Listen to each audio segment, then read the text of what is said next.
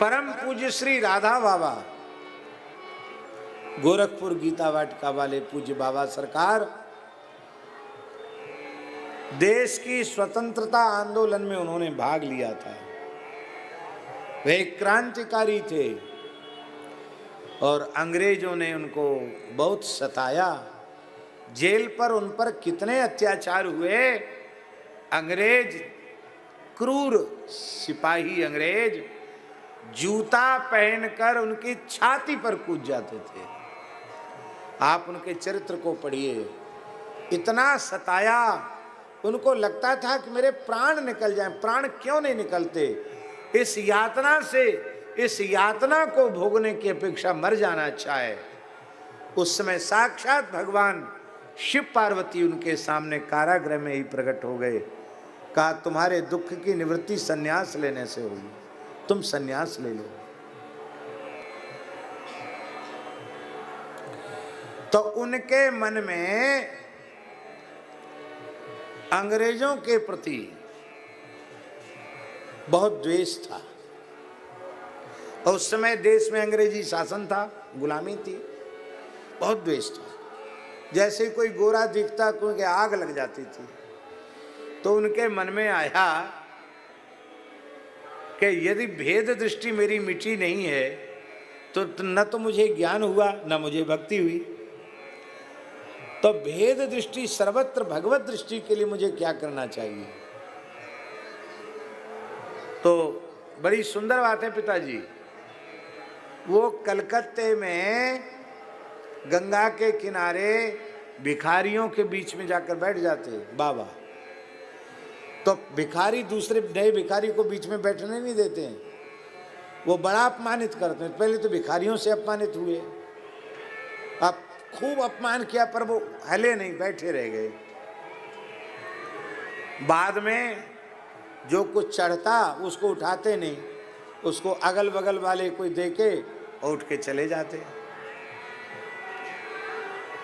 तब भिखारी बड़े खुश हो गए, अरे इसको तो पास में बिठाने से बड़ा फायदा है। जो धेला पाई चढ़ेगा, जो कुछ माल मिठाई चढ़ेगी, वो सब हमको ही मिल जाएगी।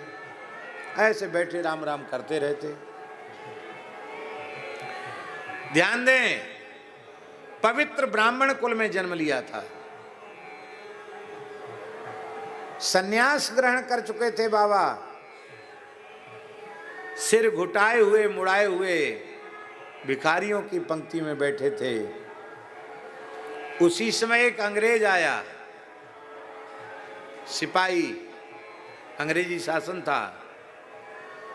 उसने बाबा की चमकती हुई खोपड़ी देख करके पहले डंडा लगाया,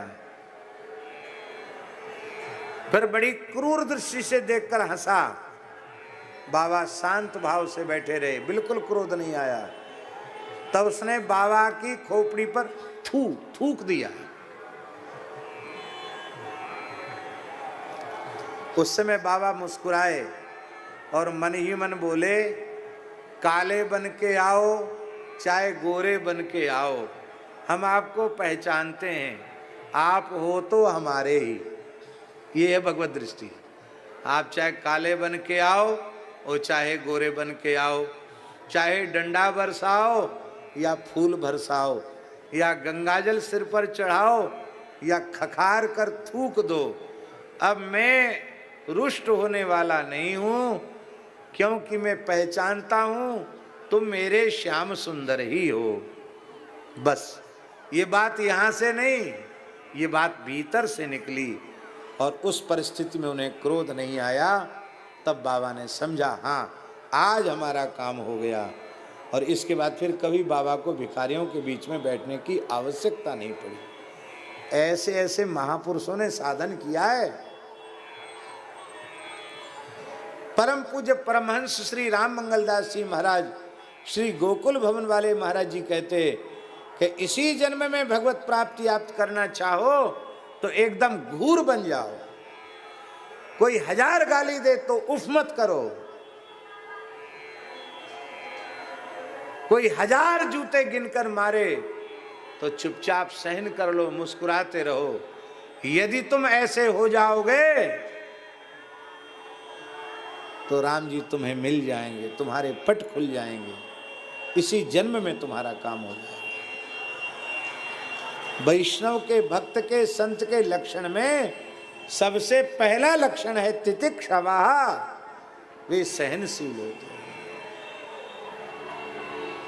ये सब चीजें जब हम लोग पढ़ते हैं और आत्मनिरीक्षण करते हैं तो लगता है खोजी जी की साखी हमारे जैसे लोगों के लिए ही है।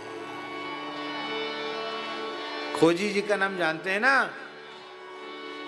बामन द्वारों में एक द्वाराचार्य रामानंद संप्रदाय के खोजी जी महाराज, जिनके द्वाराचार्य पीठ पर परम पूज्य श्री नारायण दास जी महाराज त्रिवेणी वाले महाराज जी विराजमान रहे, अभी उनके शिष्य खोजी द्वाराचार्य के रूप में विराजमान हैं। यहाँ उनका विशाल शिविर लगा है त्रिवेणी धाम के नाम से। खोजी जी के एक साखी है। गलियन में हर्षित फिरे, साधु कहें सबको, स्वान नाम बाघा धरो, खोजी बाघ नो। खोजी जी कहते हम गली गली जब घूमते हैं तो लोग कहते हैं खोजी जी बड़े साधु हैं, बड़े साधु हैं, पर प्रभु मेरी हालत तो उसके जैसी है जैसे कोई व्यक्ति अपने पालतू कुत्ते का नाम शेरू रख दे तो कुत्ता शेर नहीं होता।